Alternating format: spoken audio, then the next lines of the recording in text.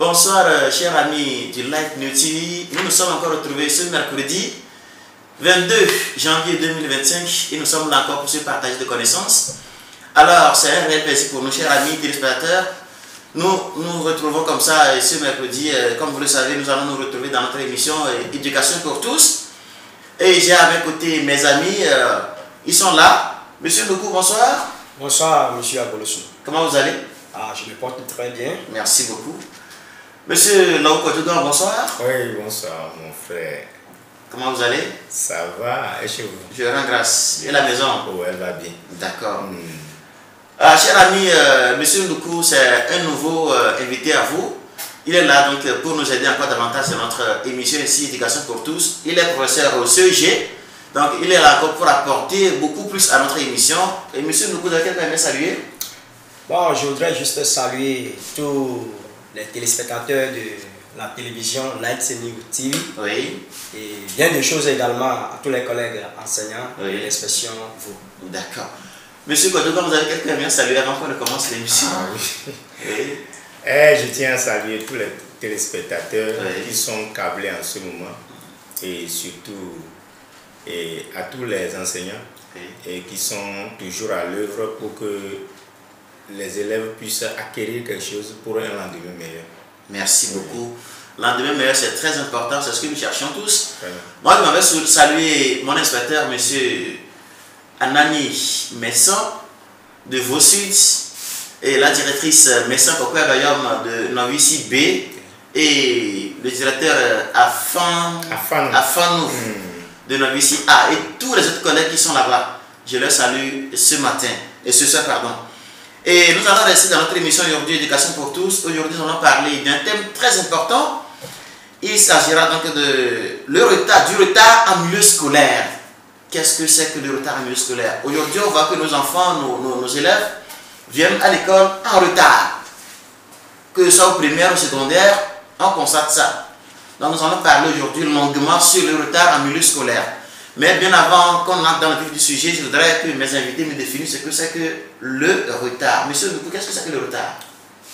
Bon, généralement, le retard, nous pouvons le définir comme un écart de temps. Oui. Un écart de temps qui est pris sur un horaire fixé. Oui.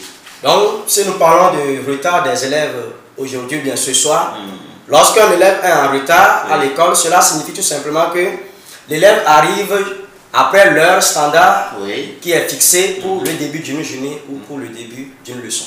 D'accord. C'est comme ça que vous définissez le retard. Voilà. Monsieur Laoukotogan, je suis à vous. Quelle définition vous donnez au mot retard? Le retard, tout simplement en deux mots, c'est venir au-delà de l'heure fixée. Venir au-delà de l'heure fixée. Une heure qui est fixée dans une entreprise, dans un lieu donné, un rendez-vous. Quand tu viens après l'heure fixée, alors tu es déjà en retard. D'accord. Si nous voyons que cette habitude est rentrée donc dans nos élèves, peut-être on se dit qu'ils ne connaissent pas encore le bien fondé d'être ponctuel, d'être à l'heure. Je voudrais qu'on regarde cet aspect-là, c'est-à-dire qu'on regarde les avantages qu'un élève qui est ponctuel, les avantages qu'il peut tirer. Monsieur, je voudrais rester avec vous premièrement. Qu'est-ce qu'on peut tirer comme avantage dans la ponctualité si l'élève vient tous les jours à l'école à l'heure? Qu'est-ce qu'il peut tirer comme avantage? Bon, premièrement, le fait de venir à l'heure, c'est une habitude qu'on acquiert. Et au jour le jour, tu le développes jusqu'à la fin de ta vie. Pourquoi je dis ça? Parce que un élève qui vient toujours en retard, il va toujours venir en retard à tout lieu, à tout rendez-vous. Même après les écoles, il peut venir même après les écoles. Donc ça veut dire que c'est la continuité de l'école qui est la maison ou bien le service. Donc ça agit sur sa vie sociale après quoi? Forcément. Forcément. C'est une habitude qu'il a acquis comme ça. Donc c'est pourquoi c'est important qu'un élève vienne à l'heure. Et maintenant, les avantages. Premièrement, quand on vient à l'école, ce n'est pas venir et tu rentres dans la classe comme ça. Il faut premièrement entretenir la cour, les classes, nettoyer tout autour de soi avant de pouvoir s'asseoir. Ces choses-là qu'on acquiert, c'est à l'école. Et si tu ne viens pas à l'école à l'heure pour pouvoir faire ce genre de choses-là. Peut-être que les gens vont faire ça avant que tu ne viennes. Mais malheureusement pour toi, tout ce que les gens acquièrent, toi, tu ne pourras pas acquérir ces choses-là avant de continuer ta vie ailleurs. Peut-être qu'arriver à la maison, il y a beaucoup d'élèves aujourd'hui que nous voyons, quand tu lui dis faire l'entretien de tel milieu, il ne pourra pas le faire parce qu'il n'est pas habitué. Voilà. Et même cela se répète à la maison aussi. Vous voyez?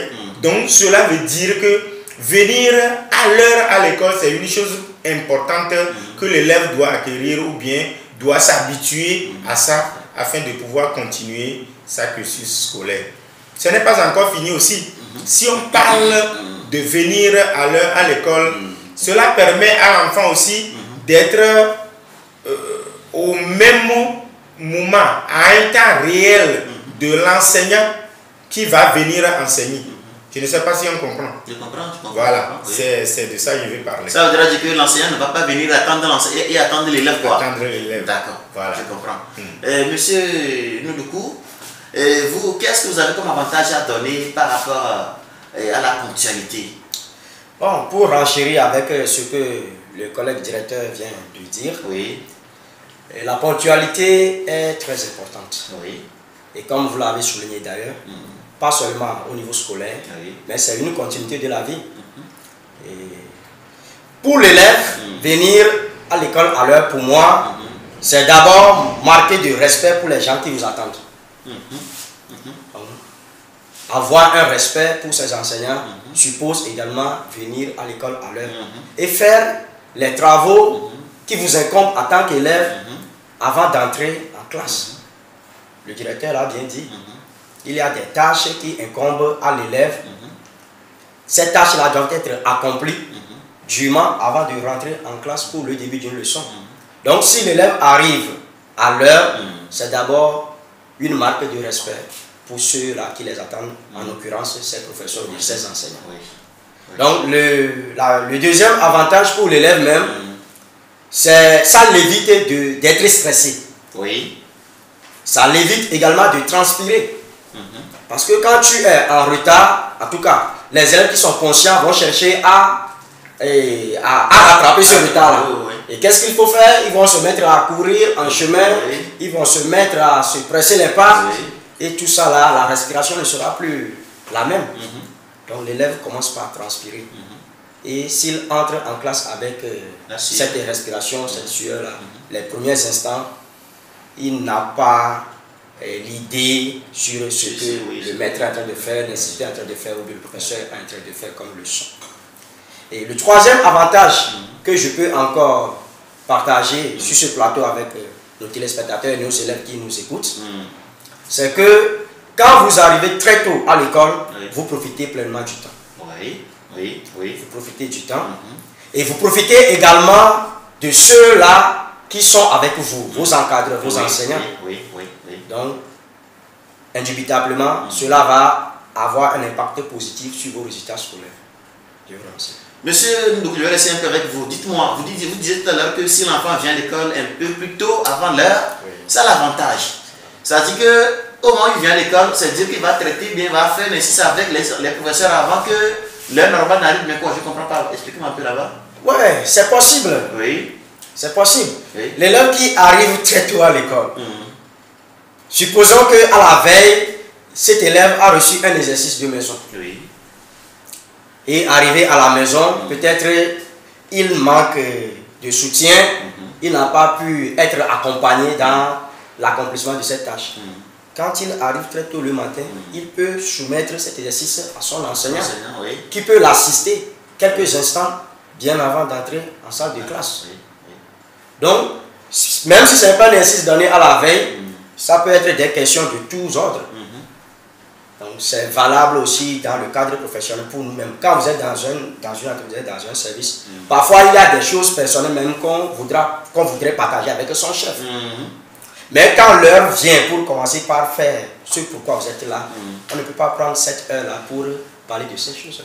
Donc, vous arrivez un peu très tôt pour profiter de la présence de celui-là, bien avant les autres. Merci, merci beaucoup. Donc, c'est-à-dire que venir à l'école à l'heure, ce n'est pas gaspiller son temps, ce n'est pas une perte de temps, mais plutôt un avantage pour l'élève. C'est plutôt un avantage. Merci beaucoup, ils nous suivent. J'espère qu'ils vont changer d'habitude, n'est-ce pas? C'est certain. Oui. C'est certain. D'accord. À force d'écouter, Oui. on change certainement. Même il y a certains qui disent des fois que s'ils viennent à l'école un peu plus tôt, après le balayage, ça dit j'ai un petit temps aussi d'apprendre. Est-ce que c'est vrai? Oui, il y a toujours un temps Pour apprendre pour apprendre avant de rentrer. avant de rentrer. D'accord. D'accord. Donc, si on vient à l'école à l'heure, ça donne beaucoup plus d'avantages. Et ce qui est encore bien dans ça, si on vient à l'école très tôt, on tire, c'est-à-dire ça rentre dans nos habitudes. Même après les études, on peut te recruter quelque part pour travailler. Bien évidemment. Tu vas commencer par venir à l'heure parce que tu es habitué à ça. N'est-ce pas? Oui. Donc les élèves doivent changer d'habitude. On ne va plus les voir traîner encore les pas dans les rues, c'est-à-dire dans les heures de cours. On va qu'il est 7 h au lycée, 7 h au CEG, on les voit encore traîner les pas, c'est grave. Peut-être on se dit que ces élèves ne connaissent pas les avantages de la ponctualité. Mais j'espère que ceux qui nous suivront tout à l'heure sauront que, si on vient à l'école très tôt, c'est ça qu'on tirera comme profit. Tout à l'heure, le directeur a dit quelque chose qui m'a plu. Il y a certaines tâches qui attendent les élèves avant les cours. Ce n'est pas les professeurs et les enseignants qui vont venir faire ces travaux-là à la place des élèves. Non. La cour, le bureau du maître, c'est les élèves qui doivent le faire avant l'heure du cours. Merci beaucoup, je suis très fier. On va aller un peu plus en avant, vous avez à dire?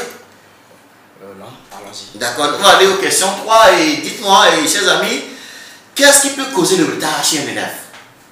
Je vais rester chez le directeur. Qu'est-ce qui cause le retard chez un élève? Bien, merci beaucoup. Oui. Et la cause du retard d'un élève peut être due à la distance par rapport à l'école. Une distance. La distance de la maison pour l'école. La distance là, quand on voit ça, ça peut causer ça aussi. De deux, le réveil, le temps de réveil de l'apprenant, de l'élève. À quelle heure il se réveille à la maison? Si par exemple un élève qui est censé venir à l'école se réveille à 7 heures, par exemple. Il est privé, il est pareil. Bon, même s'il est au primaire, vous allez voir que déjà quand il se réveille à 7 heures, il est déjà en retard. Le temps de se laver et le temps maintenant de s'habiller, s'apprêter pour prendre le chemin. Même s'il est à 500 mètres de l'école, il viendra certainement en retard. Et vous voyez des problèmes qui vont surgir. Le collègue l'a déjà soulevé. Que vraiment, quand il vient avec cette respiration, déjà en classe, il est stressé. Voilà, il ne pourra pas suivre le cours normalement. Les premières heures là, il va souffrir avant de pouvoir rétablir sa souffle. Vous voyez, non? Je vois. Maintenant, la distance, je viens de parler de la distance. Oui. Le 2, le temps de réveil. Je l'ai déjà aussi mentionné. Et les travaux domestiques. Les travaux domestiques, la plupart des temps, les parents donnent des travaux aux élèves, aux enfants à faire ces travaux-là vont durer au moins 40-50 minutes avant que l'élève ne s'apprête pour l'école. C'est très grave.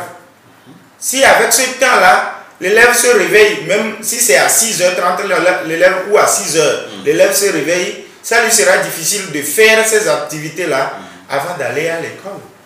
Vous voyez? Monsieur le directeur, vous ne voyez pas que les travaux domestiques sont aussi importants? C'est important. Oui. C'est très important. Et l'élève doit savoir qu'il a telle chose qu'il attend au réveil. C'est très important. Donc il doit se réveiller plus tôt et le faire avant de se rendre à l'école. Et en tant qu'enfant, quand on parle d'enfant, la définition d'enfant ne peut pas dire que l'enfant va se réveiller de lui-même.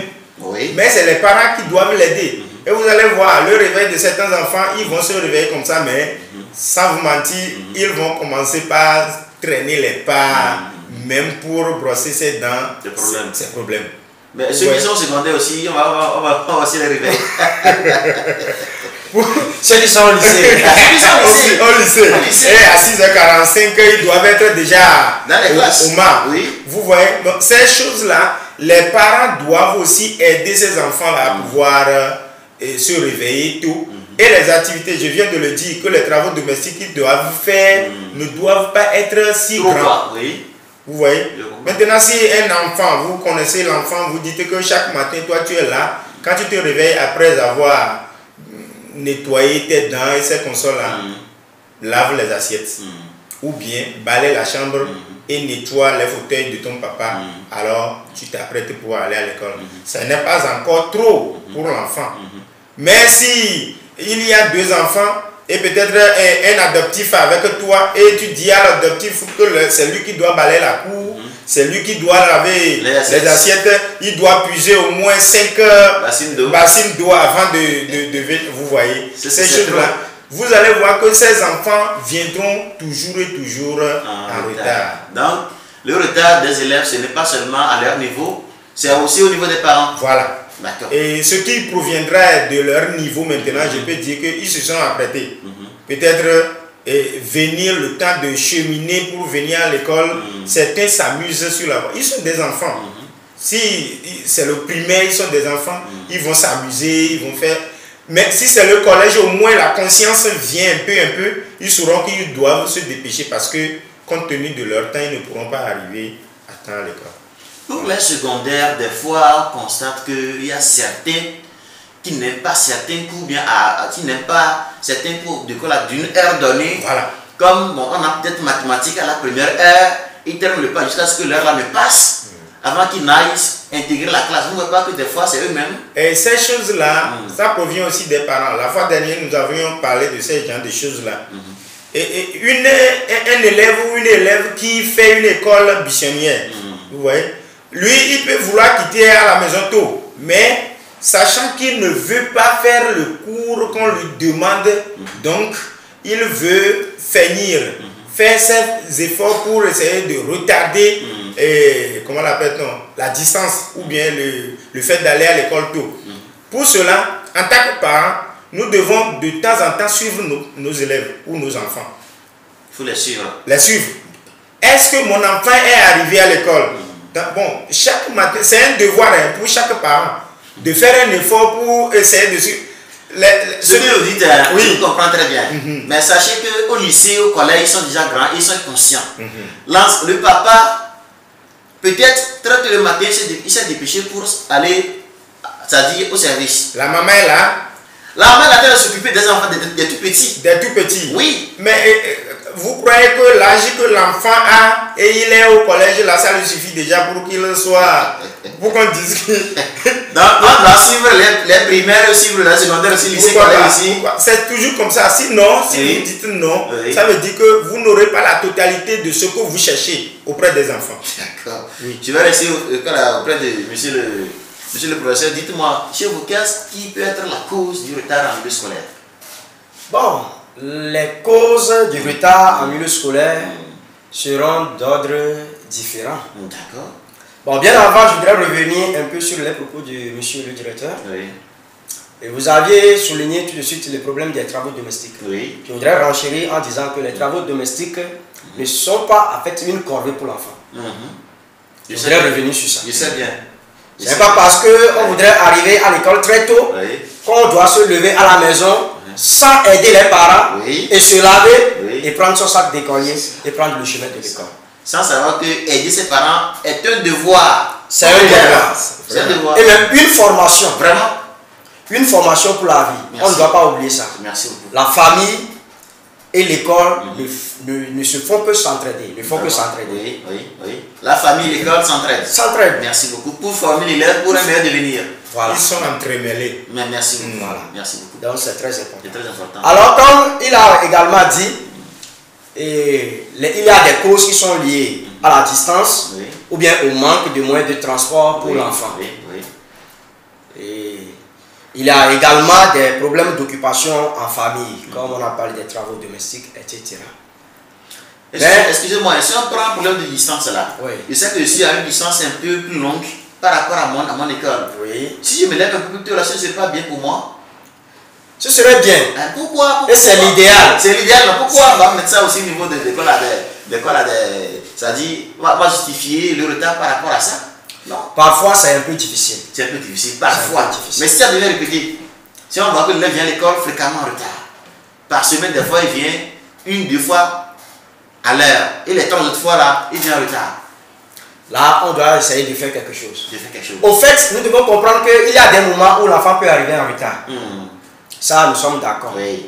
Mais quand le retard devient très chronique, on doit chercher à agir sur ça. D'accord. Par exemple, à ce dernier moment, vous voyez nos élèves. À 7 heures, le collégien n'est pas encore à l'école. Le lycéen n'est pas encore proche de son établissement. Il n'est même pas encore proche. Ça laisse à désirer. Ça laisse à désirer vraiment. Ça laisse à désirer. Donc, on doit agir sur ces retards-là pour pouvoir recadrer nos enfants, pour relancer leur cursus et relancer leur carrière sociale, même leur vie sociale. D'accord. Donc, pour les causes de retard, vous n'avez cité que 2. Hein? Ah bon, il y en a d'autres causes. Oui. Aujourd'hui, quand je prends également les grands établissements, bon, je quitte les petits du primaire, je suis avec les collégiens, comme on le voit d'habitude, aux heures où on suppose que les élèves devaient être en classe en train de faire des leçons, de passer des cours, les élèves sont en train de traîner dans la rue. Mais parfois aussi, bon, je peux dire qu'aujourd'hui, l'enseignant est également tellement sous pression. Oui. L'enseignant, on lui a retiré ses armes pour faire face à ce combat-là. Il devient soldat sans armes. Il est devenu un soldat qui a des armes. Excusez-moi de le dire. Excusez-moi de le dire. L'enseignant est tellement sous pression. Ne fais pas ceci, ne fais pas cela. C'est quoi cette arme-là? Bon. Est-ce que tu voudrais que je dise seulement que c'est le bâton? Pas forcément. Non. Mais quand je parle de sous pression, nous sommes à une télévision, nous suivons, donc ceux qui nous suivent à la maison, peut-être ne comprendront pas. bon, si je parle par exemple du bâton, par exemple, Oui. Le ministre vous n'allez pas contredire cela avec moi, que à notre temps, c'est une arme. c'est une arme. Le bâton, même si on ne l'utilise pas, a toujours été une arme de dissuasion. Mais aujourd'hui, quand nos élèves savent que cela est interdit, tout le monde, même les élèves ont ça sur la bouche, on a interdit de taper, c'est devenu pour eux un moyen de confronter l'enseignant face à face. Il sait que quand il vient à l'école en retard, l'enseignant ne peut rien le faire. Même s'il doit être puni, avant qu'est-ce qu'on lui faisait? On vous punit aux heures où le cours se déroule. Et quand tu es conscient que c'est pour cela que tu es à l'école et que les autres sont en classe et que toi tu es en train de laver les latrines, tu es en train de balayer la cour, de s'ancrer quelque part, demain ça te fait prendre conscience. Mais aujourd'hui on vous dit, à l'heure où les autres sont en classe, faites de telle sorte que cet enfant aussi soit en classe. Trouvez une alternative, trouvez un autre moment pour qu'il vienne faire sa punition. Et au même moment où il viendra faire sa punition, tu ne le laisseras pas seul. Toi, l'enseignant, tu es obligé de venir. Si c'est le soir qu'il doit devenir sacré, ça veut dire que le soir, toi, si tu quittes ta famille, tu quittes tes occupations, tu viens. Alors, tout le monde démissionne. Donc, c'est dire que ça dit qui punit se punit aussi, quoi. Qui punit se punit. Donc, il ne veut pas le retenir pour l'après-midi, pour non pas venir également l'après-midi. Donc, on le laisse. Et les élèves ont pris ce mauvais plaisir de cultiver cette habitude. Donc, une autre cause, c'est les effectifs pléthoriques. Il y en a des établissements, bien sûr, où des professeurs, des enseignants, des surveillants généraux continuent par combattre les retards. Mais à cause des effectifs, il y en a toujours qui sont malins, il y en a toujours qui peuvent se dérober au regard du professeur pour entrer. Et ça ne les amène pas. Qu'est-ce que l'effectif peut faire jusqu'à ce que l'élève peut venir en retard? Tu ne comprends pas? C'est raisonnable. Oui, il faut comprendre. Bon, je prends par exemple, vous avez un établissement, vous avez par exemple 1000 élèves. Oui. Vous êtes peut-être le directeur ou le proviseur de cet établissement. Et bien sûr, avec d'autres tâches administratives très accrues. Vous êtes occupé. Et vos agents sont là. Il y en aura sûrement un surveillant. Un surveillant, pour combien? Pour combien de personnes? C'est difficile à supporter. Aujourd'hui, le ministère même a réglementé les choses. Un certain nombre d'élèves est attribué un surveillant. Mais il faut évoquer également le problème de manque d'enseignants sur le terrain. Quand on prend par exemple le lycée 2, qui a un seul enseignant, un seul surveillant général. Un seul surveillant général ne peut pas. Vous connaissez les caprices de nos enfants. Vous êtes même en face de 5 élèves, différents types de caprices, tout ce qu'ils ressortent là. Il faut avoir du tact pour les gérer. Et on parle de 1000 élèves pour un seul surveillant général. Non, mais ça dit, le surveillant serait aidé par le censeur et les autres enseignants. C'est ce que je dis. Le censeur, il est occupé par les tâches administratives. Il est occupé. Le proviseur, il est au bureau. Au moment où les élèves sont en retard, le proviseur est en train de recevoir peut-être certains parents qui sont venus pour d'autres problèmes de leurs enfants. Non. Et le censeur est peut-être avec ses agents pour leur donner des directives pour le début de la journée. Et le surveillant général fait face à cette troupe d'élèves. Donc si on comprend bien le fait que le nombre d'élèves dépasse les surveillants, ça peut aussi obliger les élèves à venir en retard. C'est également une cause. Ils vont dire que non, même si je viens en retard à l'école, je vais trouver une faille pour pouvoir entrer. Et il en trouve toujours. Il en trouve toujours. D'accord. Est-ce que vous avez d'autres choses à ajouter à part ce que vous venez de dire? Non, je pense que c'est tout. Hein. C'est tout. C'est tout. Et tout à l'heure, monsieur le directeur parlait des parents, que les parents doivent tout faire pour suivre leurs enfants jusqu'à ce qu'ils ne finissent leur école. Oui. Et c'est normal. Et vous savez, vous souvenez tout à l'heure le cas d'insuffisance de personnel d'encadrement au niveau du collège et au niveau du lycée, c'est-à-dire les surveillants. 1000 élèves pour un seul surveillant, c'est trop petit. Donc ça fait que les enfants, ils n'ont pas cette peur-là de venir à l'école. Entre autres, vous avez cité aussi le bâton, qui n'est plus d'actualité. Donc ça fait que les enfants viennent à l'école, c'est-à-dire à n'importe quelle heure qui leur plaît. Ils savent qu'il n'y a plus de bâton. Même si on le punira, c'est peut-être aller sarcler, soit c'est peut-être pour aller laver la latrine, comme tu l'as dit tout à l'heure. Donc ils n'ont plus cette peur-là du bâton pour venir à l'école à l'heure. Donc ça veut dire que les bâtons font peur plus que le lavage de la latrine, c'est ça? Ouais. D'accord. Tout le monde a besoin d'être. Tout le monde a peur d'être châtié. En temps normal aussi, quand on dit qu'il faut punir un élève, l'enfant qui doit être puni, c'est à une heure où les autres travaillent qu'il devait être puni. Et là, il sait que le travail qui lui incombe est tellement ça va l'énerver d'une manière parce qu'il a laissé le cours. Ce qui lui permettrait de vivre un avenir meilleur, il a laissé au détriment de la punition.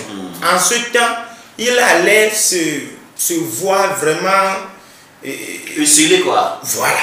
Et là, ça va l'aider à pouvoir changer d'habitude. Mais malheureusement, aujourd'hui, on dit qu'il faut qu'à ces heures de travail là, l'élève soit en classe avec les autres, paisiblement. Et c'est là où les autres sont au repos, qu'on lui donne un peu de minutes à pouvoir balayer une petite portion. Sinon, si ça exagère aussi, vous avez failli. C'est vraiment difficile. C'est pourquoi le collègue vient de dire que l'enseignant est désarmé. L'enseignant est désarmé. Il est totalement désarmé. Mais il n'y a pas de palliatif pour pouvoir corriger ce qu'il faut pour ou remplacer le bâton ou remplacer certaines punitions pour l'enfant. Il n'y en a pas. Donc c'est-à-dire qu'au temps du bâton, les élèves n'ont pas cette habitude-là. Mais vous étiez à ce moment-là, lorsqu'il y avait des bâtons, vous étiez là, non? Je parle des élèves en général, je suis plus élève. Je suis élève d'antan. Vous étiez élève, non? Quand il y avait bâton, comment est-ce que vous arrivez à gérer moi, je n'aime pas comme étape, je n'aime pas le bâton. Voilà, et vous venez à l'heure, non? Je viens à l'heure. Mais maintenant, moi, je me rappelle même quand on était au lycée. En tout cas, moi, j'ai toujours été ponctuel. Mais quand je vois le surveillant général sortir de son bureau, il se pointait à l'entrée du lycée. Autrefois, le lycée, lycée de Vaud. Vous ne savez pas, aujourd'hui, on a 1-2. Lycée de Vaud. Même s'il soulève son bâton comme ça dans la main, mais tout ce qui passe reçoit des coups. Mais il ne pas recevoir des coups, mais il faut voir, nous courons. Tout le monde se met à courir. Mais aujourd'hui, tu peux soulever le bâton n'importe comment. tu peux. Il sait que l'élève sait que quand tu le tapes, tu as une infraction. Tu peux ramener le bâton, tu peux faire. C'est maintenant qu'il marche comme un prince charmant. Une princesse. Qui s'aventure vers son palais. Il ne te regarde. D'accord. ce qui m'a plu dans cette émission, que nous avons eu premièrement à parler des avantages de la ponctualité. Si l'élève sait qu'il n'y a pas le bâton et qu'il se permet de tout faire, les conséquences, les pots cassés, c'est lui qui va les ramasser. Ouais, et ça va agir sur sa vie jusqu'à ce qu'il ne finisse la vie. Donc, c'est dire qu'on ne va pas seulement voir le côté qui l'arrange dans l'immédiat, mais plutôt le côté qui va l'arranger prochainement. Donc, l'élève doit changer de comportement et faire de telle sorte que l'enseignant aussi soit à l'aise. Nous allons avancer un peu. Hein. Dites-moi, quels sont les effets si l'élève vient à l'école en retard, tout le temps? Quels peuvent être, c'est-à-dire les effets, qu'est-ce que ça peut engendrer sur la scolarité de l'école de cet enfant-là, monsieur Lecoux? Bon, je voudrais revenir un peu sur les derniers propos que vous aviez prononcés. Si nous sommes là, c'est pour amener même nos enfants à changer de mentalité. Oui. Donc, même si aujourd'hui, on nous interdit d'utiliser le bâton, c'est à eux de prendre conscience du fait qu'ils viennent pour s'instruire. Et l'instruction se déroule en un temps et finit en un temps. Pour les tous éléments du primaire, comme le directeur l'a soulevé, cette responsabilité incombe plus les parents qui doivent accompagner leurs enfants. Les tout petits ont besoin d'accompagnement. On ne peut pas laisser un élève de CP1, un élève de CP2 venir seul à l'école. Là, ça c'est obligatoire. Le parent doit trouver un moyen ou bien un temps pour accompagner son enfant. Des fois, les tout petits accompagnent leurs grands frères du CSI1, CE2, du CM2 par exemple pour venir à l'école. Là, oui, si le grand frère est un peu avancé en âge et qu'il peut jouer ce rôle, c'est bien. Mais c'est aussi une motivation pour les enfants si les parents les accompagnent. Des fois, si les parents amènent les enfants à l'école, ça dit au moment de repartir, les enfants pleurent. Oui, ça c'est avec les petits de la maternelle et tout ça. Mais un élève décède, monsieur le directeur, il ne peut pas pleurer. Il ne peut pas pleurer. À moins qu'il n'y ait pas son petit agent de petit déjeuner. Voilà. À moins qu'il demande quelque chose à la maison, comme ça. Et là, il va pleurer. Mais également pour le secondaire 1, le secondaire 2, les parents peuvent jouer également le même rôle. Même s'ils avaient évoqué que le parent doit aller au service, il y a d'autres alternatives pour que le parent se renseigne sur le temps d'arrivée ou bien sur le comportement, les habitudes scolaires de son enfant à l'école. Sans ça, le travail devient très difficile pour les enseignants. Il faut que la famille nous accompagne, il faut que les parents nous accompagnent à pouvoir faire face à ces défis. Maintenant, pour revenir à votre question, donc l'élève qui vient souvent, ou bien le plus souvent, à l'école en retard, il doit savoir qu'il est en train de nuire à sa performance scolaire. Il est en train de nuire à sa performance scolaire. Mais également, parfois, il y a des informations très importantes que nous donnons, pas seulement dans les classes, mais peut-être au MAN. Il y a des élèves qui ne font jamais le MAN. Il y a des aptitudes civiques qu'on acquiert à l'école. L'école, c'est un lieu de formation. La montée des couleurs, par exemple. L'exécution de l'hymne national. L'élève se déroule toujours à ces petites règles-là. Et il se plaît de venir en retard. Donc, il est en train de nuire à sa formation civique.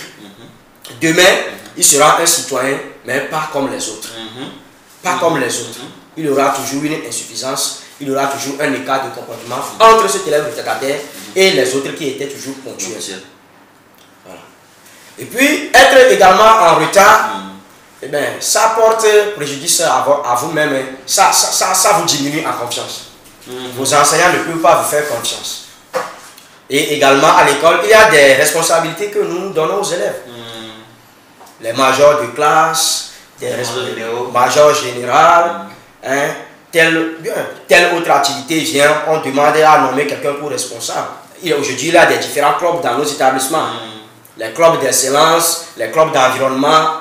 Mais si on sait que tu viens toujours en retard, tu ne seras parti de nous. Non, les enseignants n'ont pas confiance en toi. On ne peut pas te placer devant les autres.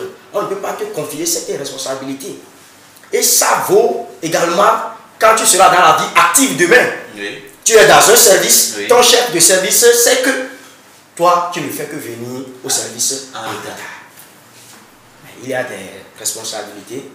Même si celui qui est en dessous de toi n'est pas compétent comme toi, on va lui confier. Parce que tu viens toujours en retard. Donc, on ne te fait pas confiance. Donc, ça diminue la confiance. Oui. Donc, nos élèves doivent voir également ce genre de choses pour pouvoir agir sur leur retard et être souvent ponctuels au cours. Merci beaucoup, merci beaucoup, merci beaucoup. Si on vient à l'école en retard, on va se dire qu'on nuit ou bien on fait du mal à l'enseignant là. Mais ce n'est pas ça. Selon ce que vous avez dit tout à l'heure, ça pèse sur toute la vie. Donc on doit changer d'habitude, on doit tout faire pour être à l'heure. Quand on vient à l'heure à l'école, voilà quelques profits que vous venez de tirer. Ça donne beaucoup d'avantages. Monsieur le directeur, vous avez ajouté? Bon, il a presque tout dit. Oui. Mais ce qui m'a vraiment marqué, c'est la responsabilité qu'on donne à ces enfants ou à ces élèves qui viennent tôt à l'école. Oui. Et ces responsabilités-là suivent toute la vie. Mais si malheureusement tu n'arrives pas à l'heure à l'école, ces responsabilités-là, tu ne pourras pas avoir part. Les conséquences immédiates que je peux toucher encore, il y a, comment l'appelle-t-on, la distraction. Celui qui arrive en retard, par exemple les élèves ou les enfants sont au cours et l'enfant rentre dans la classe comme ça, ça va distraire les autres. Ça va distraire les autres. Cela fera que la ligne, la chaîne... Ça perd l'élan du coup, quoi. Vraiment.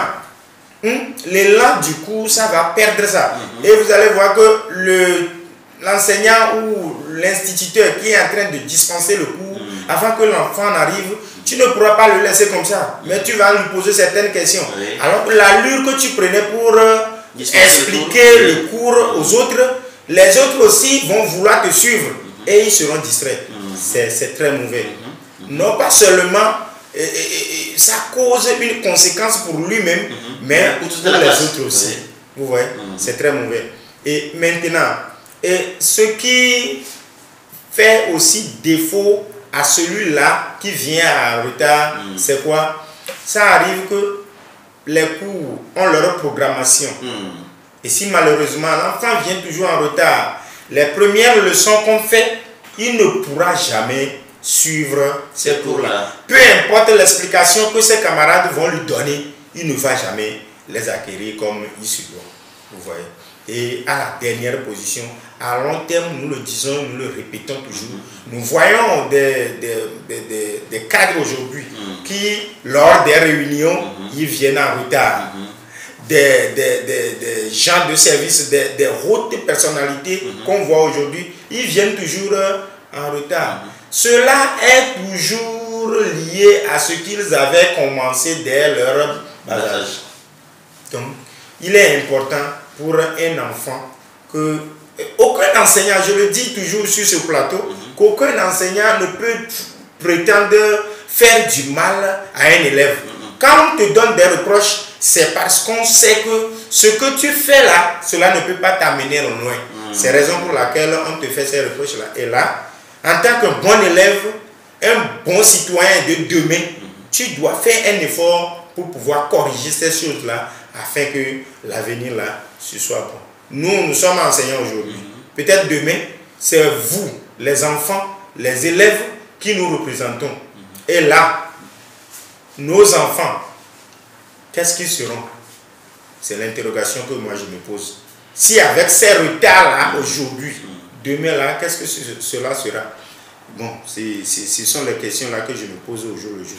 Merci. Je sais qu'il y a au moins certains qui sont conscients qui peuvent remplacer valablement l'enseignement de demain. Merci beaucoup. L'émission là permettra quand même à certains de changer de comportement. Vraiment. Tout à l'heure, vous parlez d'un aspect qui me tient à beaucoup à cœur, mais je vais venir plus chez M. Lugo d'abord. Vous avez ajouté quand même. Oui, j'ai ajouté quelque chose. Nous sommes en train de parler des effets du retard sur la scolarité de nos élèves. Donc je voudrais ajouter également ceci. Et le retard nuit également à la motivation de l'élève. Je m'explique. L'élève qui vient chaque jour en retard, s'il fait face à un front d'enseignants qui tient vraiment à lutter contre ce retard, vous allez voir que cet élève sera démotivé. Parce que tu viens aujourd'hui en retard, on te demande d'aller laver les latrines, de faire ceci.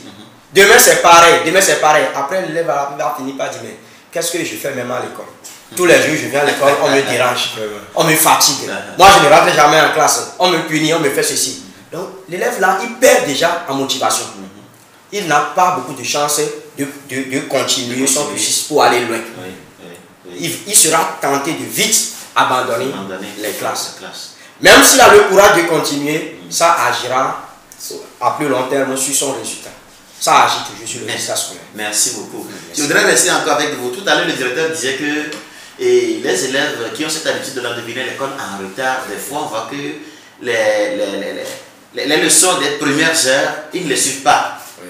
Qu'est-ce qui peut arriver à cet enfant-là qui ne suit pas les cours d'une certaine heure? Parce qu'à l'examen, on ne dira pas que c'est les cours de telle heure qu'on va seulement demander. On va demander les cours de toutes les heures. Voilà. Qu'est-ce qui peut arriver à l'enfant là qui a l'habitude de deviner l'école en retard et qui suit seulement une partie du cours de la journée? Bon, vous avez la réponse. Oui, je ne l'ai pas. Bon, aujourd'hui nous sommes dans un collège d'enseignement général. Oui.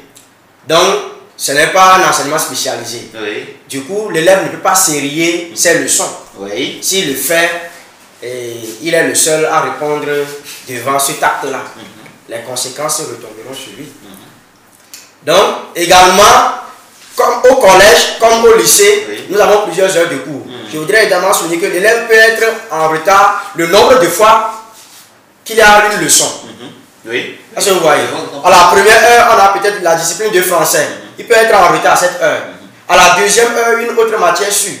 L'élève peut également être en retard à cette matière également. Le même élève? Le même élève. Je ne comprends pas. Parce que l'élève est déjà en classe au moment du cours de français. Ça, il est ressorti, après le cours de français, il est ressorti pour être en retard. Bon, par exemple, oui, il est arrivé aux heures, il est retenu. Oui.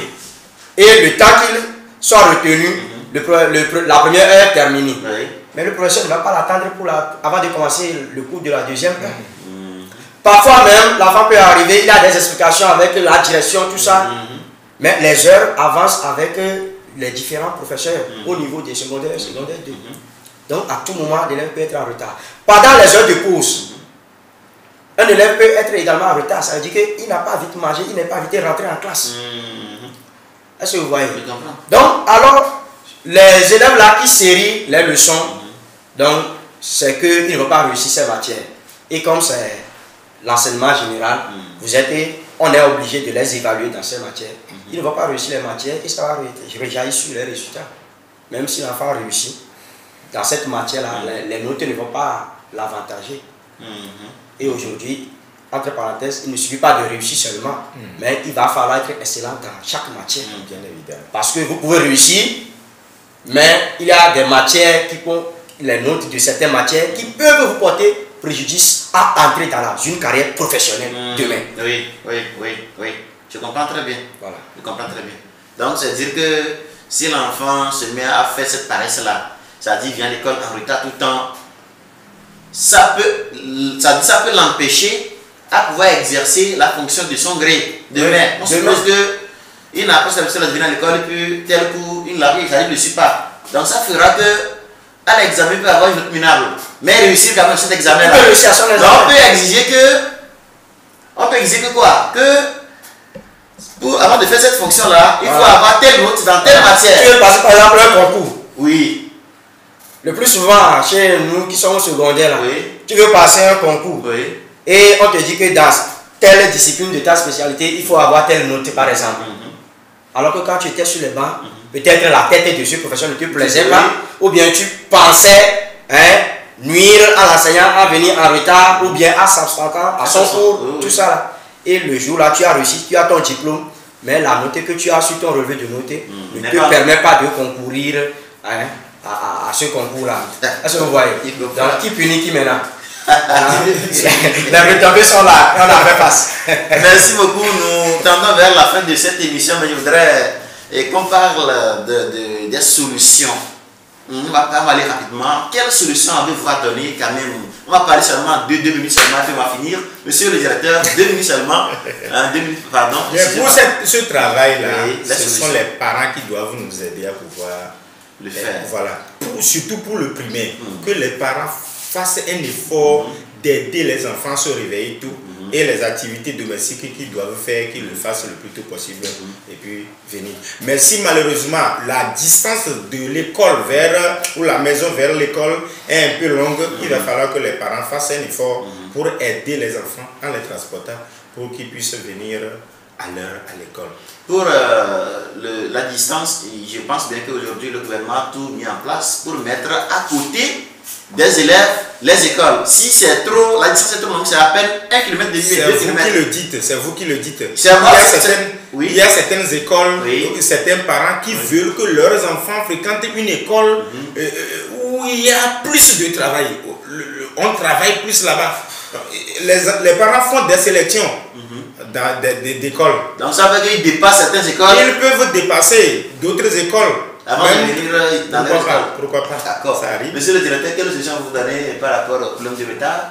Non, bon, je reviens sur ce que vous venez de dire. Oui. Nous félicitons le gouvernement pour ses efforts. Vraiment, le gouvernement fait des efforts. Donc moi, pour arriver aux solutions, bien si j'ai des approches de solutions à proposer, je vais demander à nos élèves de prendre conscience. Merci beaucoup. C'est une prise de conscience. Il faut prendre conscience. C'est le véritable palliatif. Et en ce sens, nous continuons tous les jours de parler à nos élèves.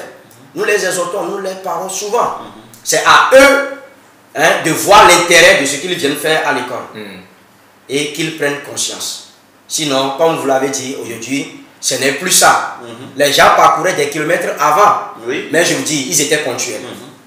Ils étaient toujours ponctuels. Donc, c'est la paresse chez nos enfants, c'est la distraction, c'est l'amusement que nos élèves prennent conscience. Et puis également, parfois, comme ces derniers moments, le climat a changé. Il y a l'avantage. Voilà. Donc, il faut changer aussi les habitudes.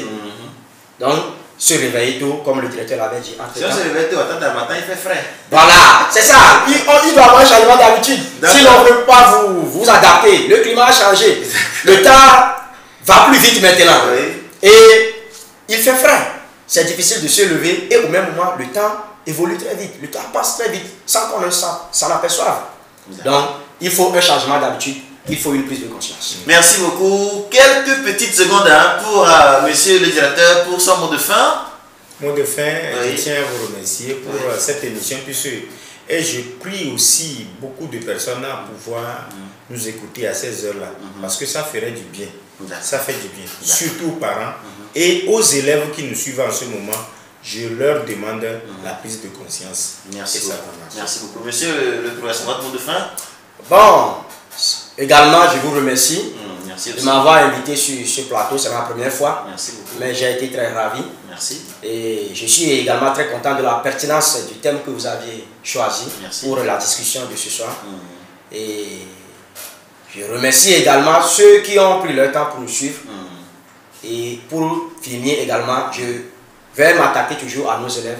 La prise de conscience, le changement d'habitude. Ça va nous aider à éviter ces retards en milieu scolaire. Merci beaucoup, monsieur le professeur. Vos mots de fin sont vraiment très grands. Chers amis téléspectateurs, nous sommes comme ça à la fin de cette nouvelle émission de ce 22 janvier 2025. Nous remercions pour votre attention. Mais avant de finir, sachez qu'un élève à l'école, c'est un élève qu'on doit suivre jusqu'à la fin. Tout à l'heure, nos invités ont parlé longuement. On doit tout faire pour être en contact avec son professeur, c'est-à-dire l'enseignant de son enfant. Des fois, on peut toutefois l'appeler pour voir si réellement mon enfant est venu à l'école à l'heure, ou soit on fait signe à l'enseignant pour voir l'heure à laquelle l'enfant est venu à l'école. Tout ça là, c'est pour un demain meilleur de nos enfants. N'envoyez pas nos enfants à l'école pour qu'ils fassent ce qui leur passe par la tête. Non, il faut les suivre. Sinon, sans quoi, l'avenir ne sera pas ce que nous cherchons. Nous vous remercions pour votre attention. Merci. Si Dieu le veut, il voudra aussi bien le mercredi prochain, on se reverra et on tournera autour d'un autre thème très intéressant. Merci et à plus.